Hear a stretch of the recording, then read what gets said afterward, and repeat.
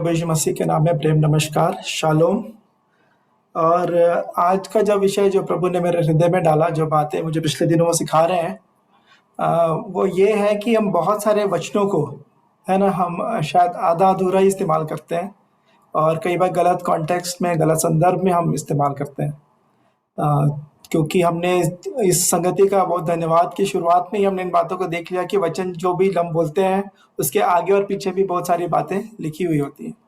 तो उसमें से एक उदाहरण है रोमियो 8 का 28, है ना, जहाँ पे ऐसा लिखा है, हम जानते हैं कि जो लोग परमेश्वर से प्रेम रखते हैं उनके लिए सब बातें मिलकर भलाई ही को उत्पन्न करती हैं, है ना। तो नहीं तो कई बार हम सिर्फ इसी को कहते हैं कि हमारे लिए सब बातें मिलकर भलाई को उत्पन्न करती हैं, लेकिन उसके आगे जो बात लिखी है कि हम जानते हैं कि जो लोग परमेश्वर से प्रेम रखते हैं उनके लिए सब बातें मिलकर भलाई को उत्पन्न करती हैं। फिर इसको आगे क्लैरिफाई किया गया है, अर्थात उन्हीं के लिए जो उसकी इच्छा के अनुसार बुलाए गए हैं, है ना। प्रेम रखना और उन्हीं की इच्छा के अनुसार बुलाए जाने की बात को कई बार हम वैसे सही तरीके से हम लागू नहीं करते हैं, सिर्फ हम उसी बात को कि हमारे लिए हर एक बातें मिलकर भलाई को उत्पन्न करती हैं। तो वैसा एक वचन है, एक उदाहरण है, मैं बता रहा हूँ। और फिर आगे एक और वचन है जो कि लूका 11 में पाया जाता है। उसका लूका 11 यदि 9 और 10 यदि हम देखेंगे तो वहाँ पे जो बात लिखी गई है, वहाँ पे मैं उसको पढ़ लूँगा। लूका 11 और उसका 9 और 10 ऐसा लिखा है, मैं तुमसे कहता हूँ कि मांगो तो तुम्हें दिया जाएगा, ढूंढो तो तुम पाओगे, खटखटाओ तो तुम्हारे लिए खोला जाएगा, है ना। हम इस बात को बोलते हैं कि हमको मांगना है, खटखटाना है ना, और ढूंढना है, मिलेगा। लेकिन क्या चीज़ है ना। बहुत लोग तो बहुत सारी चीज़ें खोज रहे हैं संसार में, मांग रहे हैं, खोज रहे हैं, ढूंढ रहे हैं, लूट भी रहे हैं, जो नहीं मिल रहा है वो तो बहुत कोशिश कर रहे हैं। तो परमेश्वर पिता का वचन आगे, इसको यदि हम पूरा पढ़ेंगे, मैं पूरा पढ़ लूंगा, 9 वचन को फिर से पढ़ रहा हूँ मैं। और मैं तुमसे कहता हूँ कि मांगो तो तुम्हें दिया जाएगा, ढूंढो तो तुम पाओगे, खटखटाओ तो तुम्हारे लिए खोला जाएगा। क्योंकि जो कोई मांगता है उसे मिलता है, और जो ढूंढता है वह पाता है, और जो खटखटाता है उसके लिए खोला जाएगा।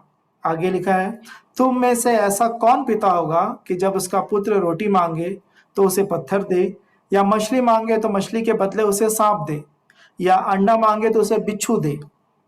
अतः जब तुम बुरे होकर अपने बच्चों को अच्छी वस्तुएं देना जानते हो, तो स्वर्गीय पिता अपने मांगने वालों को पवित्र आत्मा क्यों ना देगा। तो फिर यहाँ पे मांगने की जो चीज है वो है पवित्र आत्मा, है ना। तो हम कई बार गलत संसार की चीजों को फिर हम, है ना, मांगते रहते हैं, या जो भी चीजें हैं अपने जीवन को जांचने की आवश्यकता है। एक और वचन है जो कि लूका 6 का 37 और 38 में भी पाया जाता है। यहाँ पे ऐसा लिखा है, दोष मत लगाओ। मैं लूका 6 37 38 पढ़ रहा हूँ। यहाँ पे लिखा है, दोष मत लगाओ तो तुम पर भी दोष नहीं लगाया जाएगा, दोषी न ठहराओ तो तुम भी दोषी नहीं ठहराए जाओगे, क्षमा करो तो तुम्हें भी क्षमा किया जाएगा, दिया करो तो तुम्हें भी दिया जाएगा।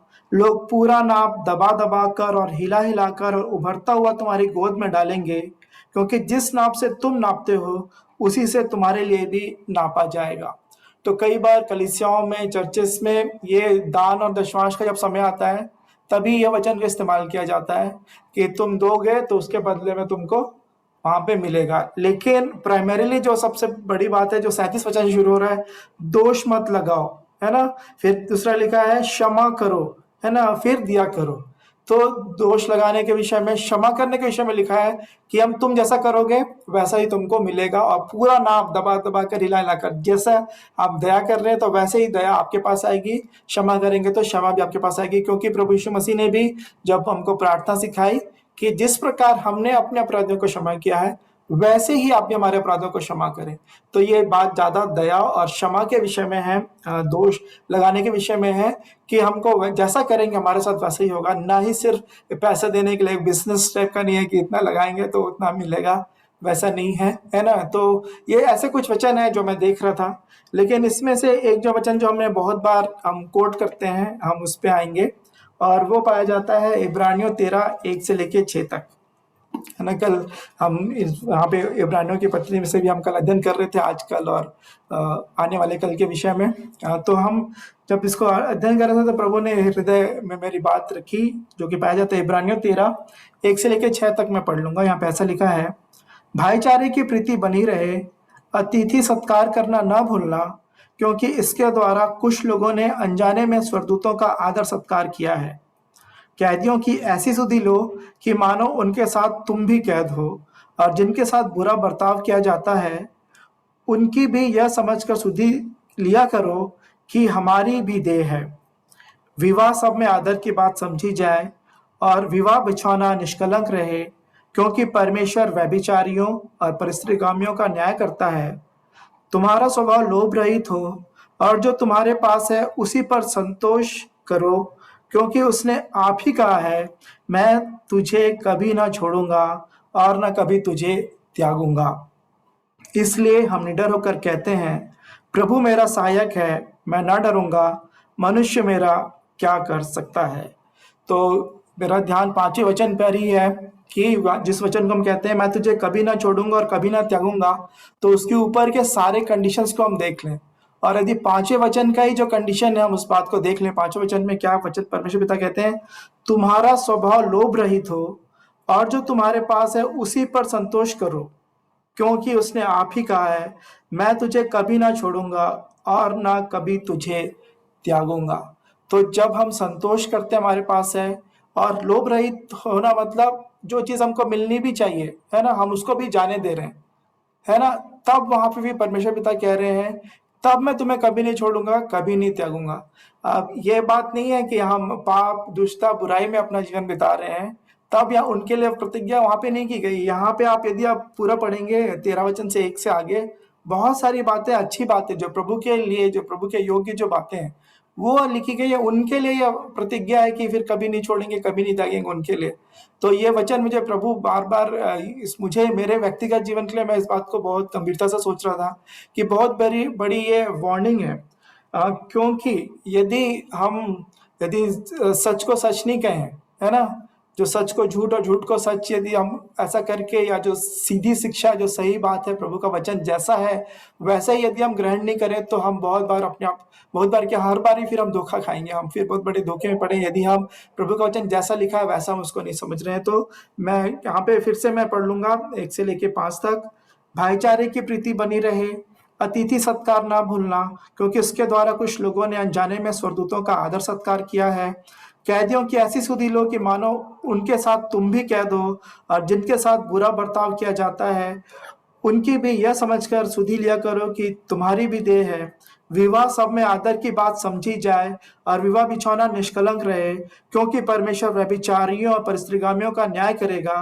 तुम्हारा स्वभाव लोभ रहित हो, और जो तुम्हारे पास है उसी पर संतोष करो, क्योंकि उसने आप ही कहा है। क्योंकि वहां पे लिखा है, क्यों, कारण पूरा लिखा गया है, क्योंकि उसने आप ही कहा है, मैं तुझे कभी ना छोड़ूंगा और ना कभी तुझे त्यागूंगा, है ना। तब फिर हम 6वां वचन कहता है, इसलिए हम निडर होकर कहते हैं, प्रभु मेरा सहायक है, मैं ना डरूंगा, मनुष्य मेरा क्या कर सकता है।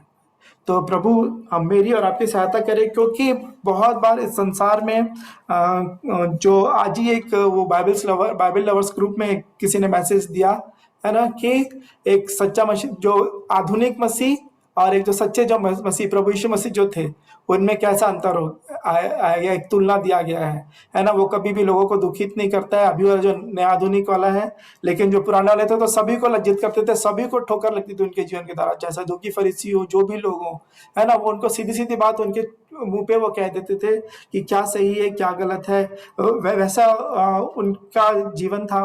तो हम यहाँ पे एक बात यहाँ यिर्मयाह में वर्णन किया गया है, यिर्मयाह 15 का 1 से 9 में पढ़ रहा हूँ।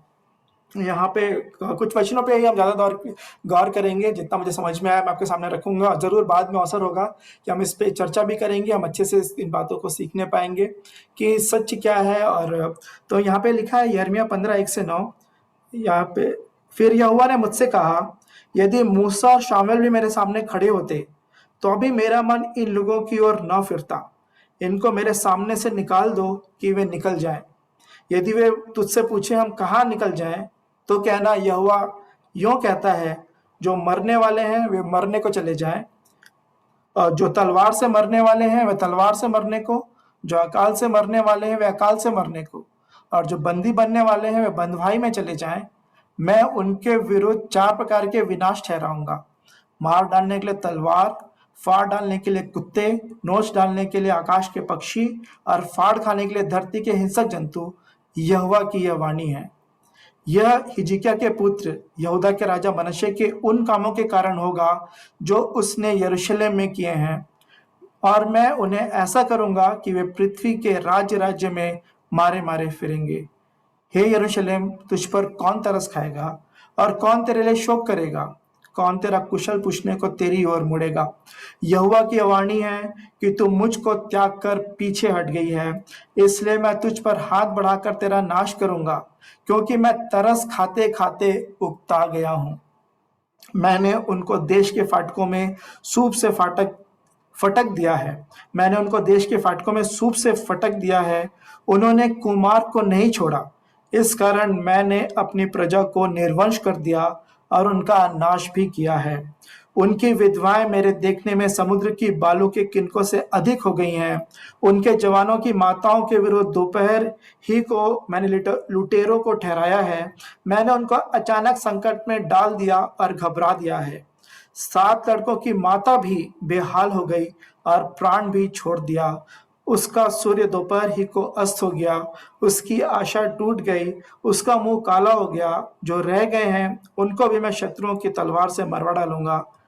यहोवा की यही वाणी है। ये कोई शैतान नहीं बोल रहा या कोई दूसरा नहीं बोल रहा कोई बात, परमेश्वर पिता ऐसी बातें उनसे कह रहे हैं, क्योंकि यहाँ पे 2 बातें हम देख रहे हैं कि 5वें वचन में क्या लिखा है, 4थे वचन में कि जो उसने यरूशलेम में किए हैं, है ना, उनका यह हिजकिय्याह के पुत्र यहूदा के राजा मनश्शे के उन कामों के कारण होगा जो उसने यरूशलेम में किए हैं, और मैं उन्हें ऐसा करूंगा कि वे पृथ्वी के राज्य राज्य में मारे फिरेंगे।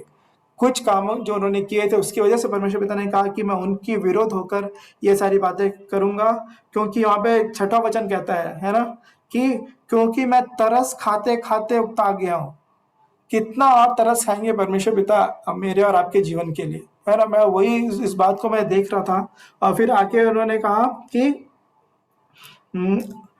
उन्होंने जो है कुछ भी अभी भी परमेश्वर पिता की ओर कोई मुड़ने का कोई भी वो नहीं है ना। उन्होंने कुमार को नहीं छोड़ा, 7वां वचन कहता है ना, उन्होंने कुमार को नहीं छोड़ा। जो कुमार गए, हम क्या बोलते हैं, पश्चाताप भी करते हैं, हम बोलते हैं कि प्रभु ये गलत है मेरे जीवन में, क्षमा कर दीजिए। लेकिन इस बात को हम सब जानते हैं कि मन फिराना और पश्चाताप करना दोनों अलग चीजें।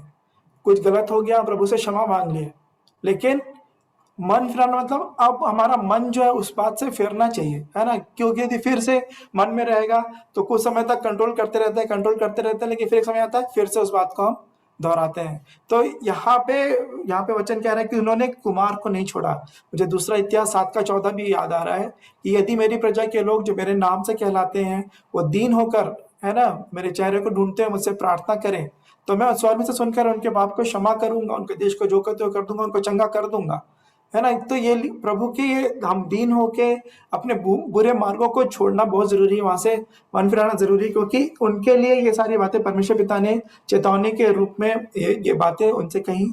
और जो वचन मैंने आज कहा, भजन संहिता 51:11 भी दाऊद कह रहे हैं कि भजन संहिता 51:11, उसको भी हम पढ़ेंगे। जो यहाँ पे लिखा है कि मुझे अपने सामने से निकाल ना दे और अपने पवित्र आत्मा को मुझसे अलग ना कर। हम सब जानते हैं शाऊल का चुनाव हुआ था, शाऊल को राजा बनाया गया था, है ना। वो परमेश्वर के अभिषेक थे शाऊल, लेकिन कुछ बातों के कारण फिर परमेश्वर पिता ने उसको छोड़ दिया। फिर परमेश्वर पिता ने ही उनको, और दुष्ट आत्मा वो जो दी थी जो उसको सताती थी, परमेश्वर पिता ने ही डाला था। जब फिर दाऊद जब वाद्य यंत्र बजाते थे तो फिर वो उनसे भाग जाती थी आत्मा।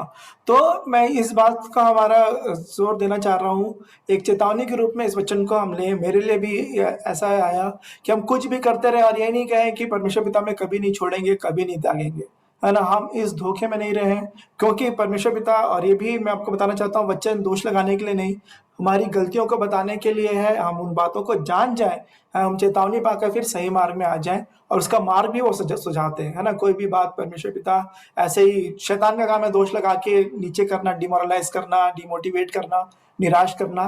लेकिन परमेश्वर पिता की बातें जब आती है, हम कायल होते हैं, हम उन बातों को ग्रहण करते हैं, मानते हैं, फिर हम सही मार्ग में हम आते हैं। परमेश्वर पिता उन मार्गों को हमारे जीवन के लिए वो बताते हैं। तो आइए हम उन वचनों को भी देखेंगे। तो अब यहाँ पे हम देख रहे हैं कि इन सब बातों को कि परमेश्वर पिता छोड़ भी सकते हैं, हम इस बात को देख रहे हैं। भजन संहिता 50 का 21 से 23 भी इस बात को कहता है।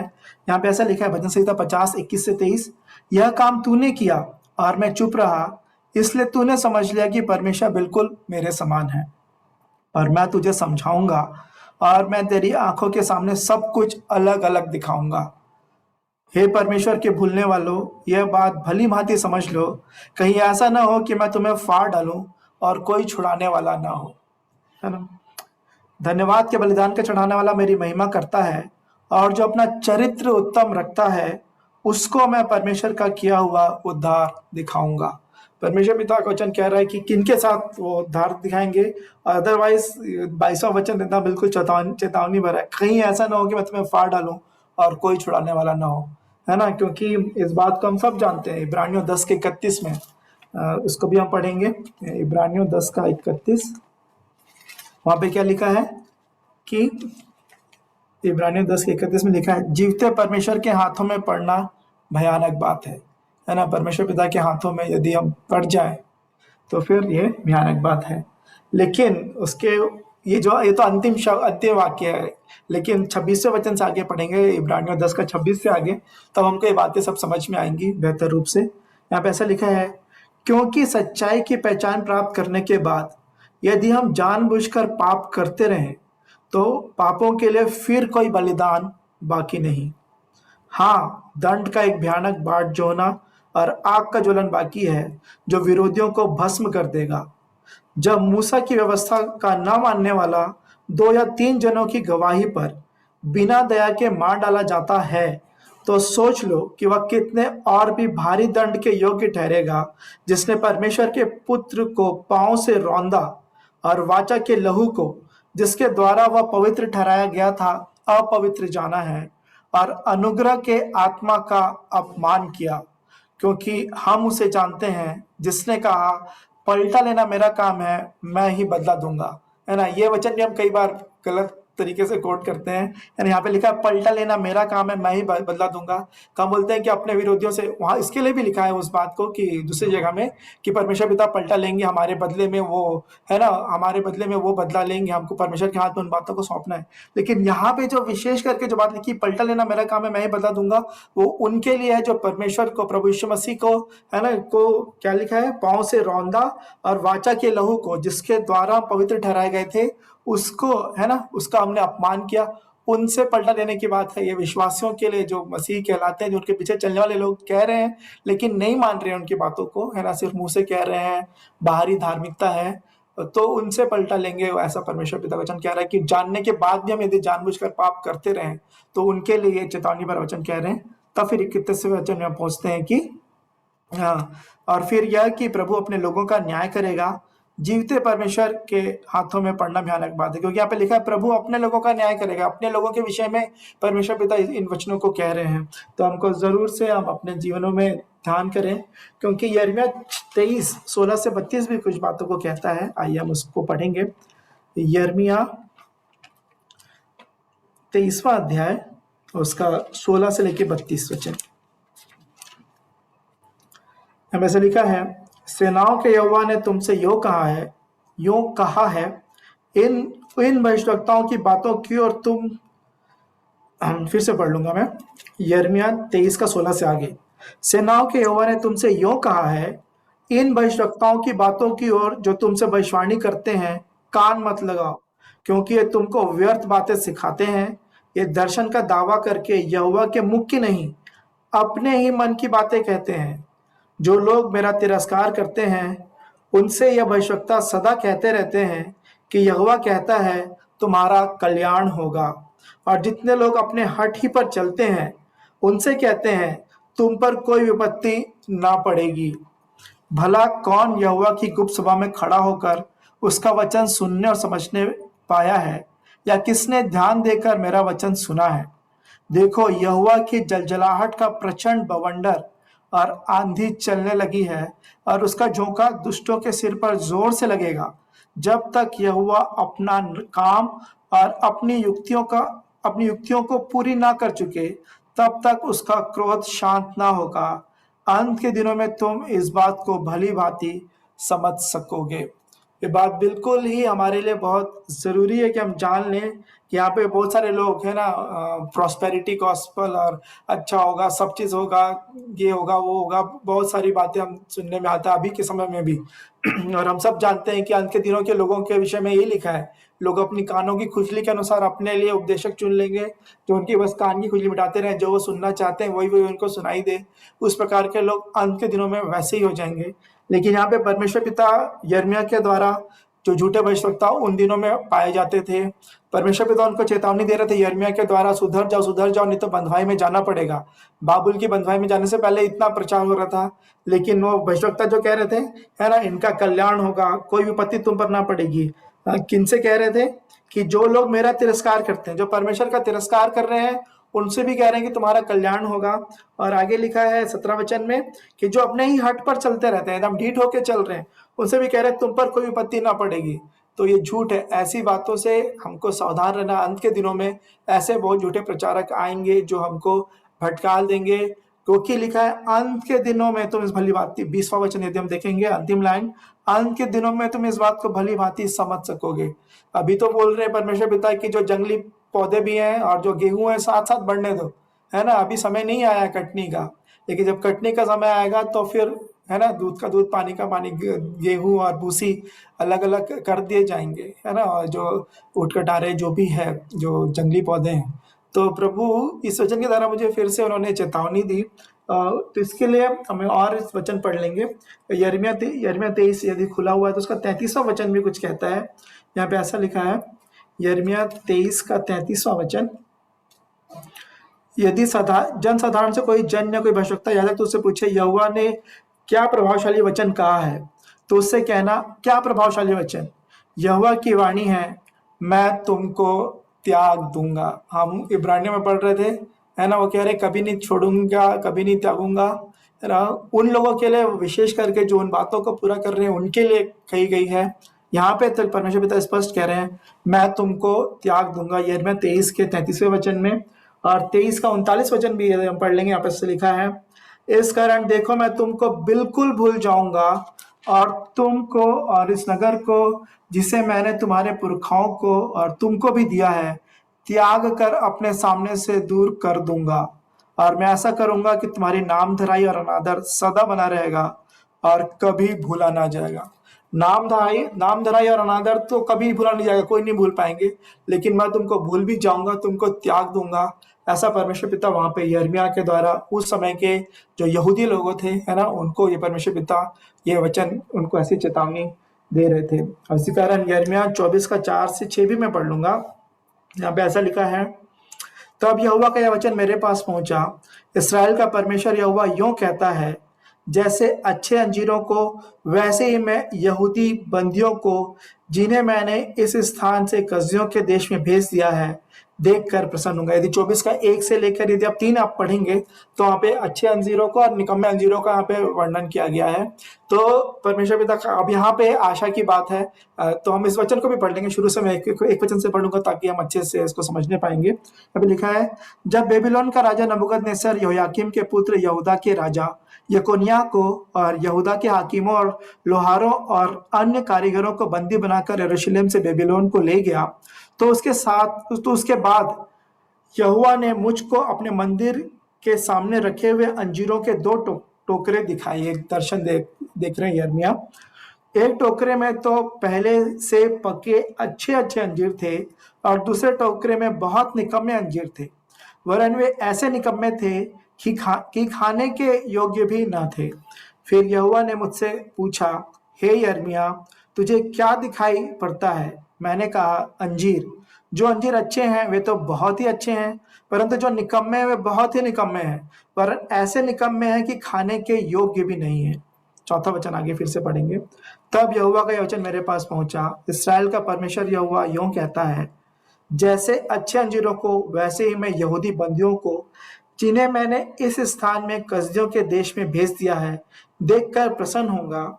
मैं उन पर कृपा दृष्टि रखूंगा और उनको इस देश में लौटा ले आऊंगा और उन्हें नष्ट न करूंगा परंतु बनाऊंगा, उन्हें उखाड़ न डालूंगा परंतु लगाए रहूंगा। हालेलुया, आमीन। यहाँ पे अब इतने सारे वार्निंग सुनने के बाद, लेकिन यहाँ पे हमको एक आशा मिल रही है। परमेश्वर पिता कुछ प्रकार के लोगों से कह रहे हैं कि वो उनके साथ वो भलाई करेंगे। सातवां वचन, मैं उनका ऐसा मन कर दूंगा कि वे मुझे जानेंगे कि मैं यहोवा हूँ, वे मेरी प्रजा ठहरेंगे और मैं उनका परमेश्वर ठहरूंगा, क्योंकि वे मेरी ओर सारे मन से फिरेंगे।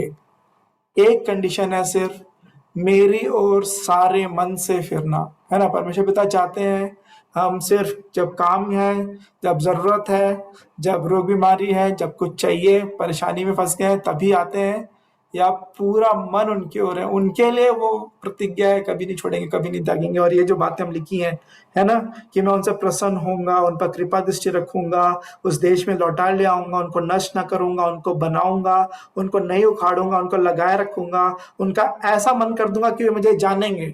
जब हम पूर्ण मन से उनकी ओर फिरेंगे तभी हम परमेश्वर पिता को जानने भी पाएंगे, क्योंकि ना, है ना, दौड़ने वाले की ना चाहने वाले की, परमेश्वर पिता की बात है, लेकिन सिर्फ वो चाहते हैं पूर्ण मन से अब उनकी ओर फिरें। तो यहाँ पे टर्निंग पॉइंट है। जब हम ऐसा करेंगे तब फिर हमारे पास जो परमेश्वर पिता ने जो वायदा किया है, कभी नहीं छोड़ेंगे, कभी नहीं त्यागेंगे, हमारे जीवन में वो बात पूरी होगी। और इसी कारण हम और आगे वचन देखेंगे दूसरा इतिहास में। जब भी मैं इन दिनों अध्ययन कर रहा था, राजा आसा के विषय में यहाँ पे लिखा है। मुझे तो बहुत पहले आनंद हुआ जब मैंने आप लोगों को बताया कि कैसे सिर्फ 4 लाख की सेना लेके वो 8 लाख की सेना पे वो जीत गया, है ना। कैसे नरसिंगा फूके, जय जयकार किए, याजकों ने अपना काम किया, सबने। और वो आधी सेना होने के बावजूद भी, है ना, वहां पे उन्होंने जीत के सिर्फ उनको फिर लूट के आना पड़ा। सिर्फ लूट को ही बटोरने का काम था सेना का। लेकिन यहाँ पे एक बात जो खतरनाक मुझे लगी, जिसका अंत जो हुआ राजा आसा का, वो फिर उतना अच्छा नहीं हुआ जैसा होना चाहिए था। तो हम यहाँ पे देखेंगे 15 का 1 से लेकर 7 तक मैं पढ़ रहा हूँ। दूसरा इतिहास 15 अध्याय 1 से लेकर 7 वचन। यहाँ पे ऐसे लिखा है, तब परमेश्वर का आत्मा ओदेद के पुत्र अजर्या में समा गया और वह आसा से भेंट करने निकला और उससे कहा, हे आसा और हे सारे यहूदा और बिन्यामीन, मेरी सुनो। जब तक तुम यहोवा के संग रहोगे तब तक वह तुम्हारे संग रहेगा, और यदि तुम उसकी खोज में लगे रहो तो वह तुमसे मिला करेगा, परंतु यदि तुम उसको त्याग दोगे तो वह भी तुमको त्याग देगा। है ना। कल चाचा जी बोल रहे थे, यीशु मसीह आज कल और युगानुग एक से हैं, परमेश्वर पिता भी एक से ही है ना। जब उन्होंने इस बात को उनसे कहा कि तुम मेरी खोज में रहोगे, मेरे संग रहोगे, संग रहूंगा, खोज करोगे तो मैं मिल जाऊंगा, लेकिन यदि तुम मुझे त्याग दोगे तो मैं भी तुमको त्याग दूंगा, है ना। और आगे इसी भाग में देखेंगे 15 का 15 भी। या मैं पूरा 7वें वचन तक पढ़ लेता हूँ। 15 का 1 से हमने 2 तक पढ़ लिया था। तीसरा वचन यहाँ पे ऐसा लिखा है, बहुत दिन इसराइल बिना सत्य परमेश्वर के और बिना सिखाने वाले याजक के और बिना व्यवस्था के रहा, परंतु जब जब वे संकट में पड़कर इसराइल के परमेश्वर यहोवा की ओर फिरे और उसको ढूंढा, तब तब वह उनको मिला। हालेलुया। परमेश्वर पिता की दया और अनुग्रह, जब जब वो ढूंढे, है ना, अच्छे हो जाते थे तो कुड़कुड़ाने बड़वाने लगते थे, है ना, सब चीज हो गया तो फिर मुश्किल में पड़े तो फिर परमेश्वर की दुआई दे, परमेश्वर पिता ने क्षमा किया, फिर अपने मार्ग में वो चले गए। ऐसा ऐसा उनका साथ चलता था, है ना। 5वां वचन, उस समय न तो जाने वाले को कुछ शांति होती थी और न आने वाले को, वरन सारे देश में सब निवासियों में बड़ा ही कोलाहल होता था। जाति से जाति और नगर से नगर चूर किए जाते थे, क्योंकि परमेश्वर नाना प्रकार का कष्ट देकर उन्हें घबरा देता था। कौन कौन कर घबरा देता था? परमेश्वर उनको घबरा देता था। परंतु तुम लोग हियाव बांधो और तुम्हारे हाथ ढीले न पड़े, क्योंकि तुम्हारे काम का बदला मिलेगा। है ना। यहाँ पे परमेश्वर पिता वहां पे कह रहे हैं कि तुमको उसका बदला मिलेगा। तो और फिर 15 का 15 यदि हम देखेंगे तो यहाँ पे ऐसा लिखा है, यह शपथ खाकर सब यहूदी आनंदित हुए, क्योंकि उन्होंने अपने सारे मन से शपथ खाई और बड़ी अभिलाषा से उसको ढूंढा, और वह उनको मिला, और यहोवा ने चारों ओर से उन्हें विश्राम दिया। ये राजा आसा के दिनों की बात है, जब उन्होंने फिर यहाँ पे ये जो पूरा जो भाग है 15 से हम 1 से 7 तक ही पढ़ा, 8 से लेके आप आगे करेंगे तो सब लोगों को बुलाकर उसने उसे शपथ खिलाई राजा आसा ने सब लोगों के सामने। तो यहाँ पे लिखा है 15 वचन, यह शपथ खाकर सब यहूदी आनंदित हुए क्योंकि उन्होंने अपने सारे मन से शपथ खाई और बड़ी अभिलाषा से उसको ढूंढा और वह उनको मिला और यहोवा ने चारों ओर से उन्हें विश्राम दिया। आशा के समय में शांति हो गई बहुत समय तक, है ना। बहुत जब ये यहूदा जो था राज्य, तो इनके हमेशा युद्धों में है ना, बहुत सारे युद्ध में वो पड़े रहते थे, लेकिन ऐसा करने की वजह से परमेश्वर पिता ने उनको शांति दी। लेकिन आगे जब हम देखेंगे, जब उसके जीवन के अंत की जब बात आती है, अब यहाँ तक तो राजा आसा की बहुत अच्छी गवाही है, अच्छा वो जीवन जी रहे हैं, और यहाँ पे उनकी अच्छी गवाही एक उदाहरण 16 वचन से आगे ऐसा लिखा है, आसा राजा की माता माका जिसने अशेरा के पास रखने के लिए घिनौनी मूरत बनाई, उसको उसने राजमाता के पद से उतार दिया और आसा ने उसकी मूरत काट कर पीस डाली और किद्रोन नाले में फूंक दी, है ना। अपने माता के साथ ही उसने ऐसा व्यवहार किया क्योंकि परमेश्वर पिता से इतना उनका आदर करता था, परमेश्वर पिता का भय मानता था। तो ऊंचे स्थान तो इसराइल में से न ढाए गए, तो अभी आसा का मन जीवन भर निष्कपट रहा। उसने जो सोना चांदी और पात्र उसके पिता ने अर्पण किए थे और जो उसने आप अर्पण किए थे उनको परमेश्वर के भवन में पहुंचा दिया। राजा आसा के राज्य के 35वें वर्ष तक फिर लड़ाई ना हुई। तो उसकी धार्मिकता या परमेश्वर पिता का आदर देखिए, जो जो मूर्त उसकी माता ने खड़ा कराई तो राजमाता के पद से उसको हटा दिया और फिर उस मूर्त को भी टुकड़े टुकड़े करके पीस पीस डाला, है ना, उसको उसने वहां पे नाश कर दिया काट कर। तो इस प्रकार का जीवन था आसा का। लेकिन बाद में जब हम देखते हैं, जो बहुत ही खतरनाक बात हुई इसके जीवन का, जब अंत के समय की बात आई, तब यहाँ पे 16 वचन में हम देखेंगे। तब फिर एक वचन में पढ़ लूंगा। आसा के राज्य के 36वें वर्ष में इसराइल के राजा बादशाह ने यहूदा पर चढ़ाई की और रामा को इसलिए दृढ़ किया कि यहूदा के राजा आसा के पास कोई आने जाने ना पाए। तब आसा ने यहोवा के भवन और राजभवन के भंडारों में से चांदी सोना निकाल दमिश्क वासी आराम के राजा बेन-हदद के पास दूत भेजकर यह कहा, परमेश्वर पिता के भवन की चीजों को निकाल कर एक राजा के पास जा रहा है कि वो मेरी मदद करे, है ना। ऐसा इस प्रकार का उसने कार्य किया था। तो यहाँ पे उसके लिए फिर हनानी जो दर्शी था, भविष्यवक्ता हनानी, 7वें वचन से आके उसके विषय में क्या कहते हैं हम देखते हैं। उस समय हनानी दर्शी यहूदा के राजा आसा के पास जाकर कहने लगा, तूने जो अपने परमेश्वर यहोवा पर भरोसा नहीं रखा वरन अराम के राजा ही पर भरोसा रखा है, इस कारण अराम के राजा की सेना तेरे हाथ से बच गई है। क्या कुशियों और लूबियों की सेना बड़ी न थी और क्या उसमें बहुत से रथ और सवार न थे, तो अभी तूने यहोवा पर भरोसा रखा था, इस कारण उसने उनको तेरे हाथ में कर दिया, है ना। यहाँ पे उसको पीछे की बात याद दिला रहा है कि वो कैसे पहले तो जीत रहा था, तो ये जो राजा जो आ गया था, आराम का राजा भी बच गया तेरी वजह से, तूने संधि कर ली उसके साथ, और तू उस पीछे बातों को स्मरण करके परमेश्वर पिता ने तेरे साथ क्या क्या किया था। यहाँ पे 9वां वचन जो है बहुत ही सामर्थ्य देता है। यहाँ पे ऐसा लिखा है, देख यहोवा की दृष्टि सारे पृथ्वी पर इसलिए फिरती रहती है कि जिनका मन उसकी ओर निष्कपट रहता है, उनकी सहायता में वह अपनी सामर्थ्य दिखाए। तूने यह काम मूर्खता से किया है, इसलिए अब से तू लड़ाइयों में फंसा रहेगा, है ना। परमेश्वर पिता अपनी सामर्थ्य दिखाने के लिए 9 वचन को फिर से पढ़ रहा हूं, पहला भाग को। देख यहोवा की दृष्टि सारे पृथ्वी पर इसलिए फिरती रहती है कि जिनका मन उसकी ओर निष्कपट रहता है, उनकी सहायता में वो अपनी सामर्थ्य दिखाए, है ना। उनके लिए परमेश्वर पिता सामर्थ्य दिखाते हैं जो उनका मन परमेश्वर पिता की ओर निष्कपट रहता है। यहाँ पे भी फिर मन की बात आ गई, पूरे मन से फिर हम देख रहे थे वहां पे परमेश्वर पिता उनकी भलाई करेंगे पूरे मन से। यदि हम परमेश्वर पिता की ओर हमारा मन निष्कपट रहेगा, परमेश्वर पिता अपनी सामर्थ्य हम पर प्रकट करेंगे। फिर सेना की गिनती फिर मायने नहीं रखती है, लेकिन है ना उसके आगे लिखा है, तूने यह काम मूर्खता से किया है, इसलिए अब से तू लड़ाइयों में फंसा रहेगा। उसने युद्ध करने के लिए संधि बांधी थी, परमेश्वर पिता बोले तो अपनी, है ना, बोले वो चतुरों को उनकी चतुराई में ही फंसा देते हैं, है ना। जो तलवार पे भरोसा रखते हैं तलवार से ही मारे जाएंगे, ऐसा लिखा है परमेश्वर पिता का वचन, है ना। वो ज्ञानवानों को उनकी बुद्धि में ही फंसा देते हैं, ऐसा लिखा है। तो इसी कारण जब इसने शुरुआत की निष्कपट मन से, वो आगे तक उसको वैसे करना चाहिए था, उसने ऐसा नहीं किया। और एक और बात देखेंगे, और भी दुखद बात है, 11 वचन से आगे लिखा है, 16 के 11 से, आदि से लेकर अंत तक आसा के काम यहूदा इसराइल के राजाओं के वृत्तांत में लिखे हैं। अपने राज्य के 39वें वर्ष में आसा को पांव का रोग हुआ और वो रोग अत्यंत बढ़ गया, तो अभी उसने रोगी होकर यहोवा की नहीं वैद्यों ही की शरण ली। है ना, कितने दुखद बात है, जिसकी शुरुआत ऐसा था, अपने माता के लिए भी, परमेश्वर पिता के आदर के लिए उसने माता को राजमाता से पद से हटा दिया, उस मूर्त को तोड़ दिया। अच्छी गवाही थी एक समय तक, लेकिन बाद में वो मनुष्यों पे भरोसा किया, दूसरे राजा पे, और रोग में भी आकर उसने परमेश्वर की ओर ध्यान नहीं दिया, वैद्य पर उसने ध्यान दिया, तो परमेश्वर पिता ने उसको छोड़ दिया और ऐसे ही उसका अंत हो गया। है ना, राजा आसा का। तो एक बहुत दुखद बात है।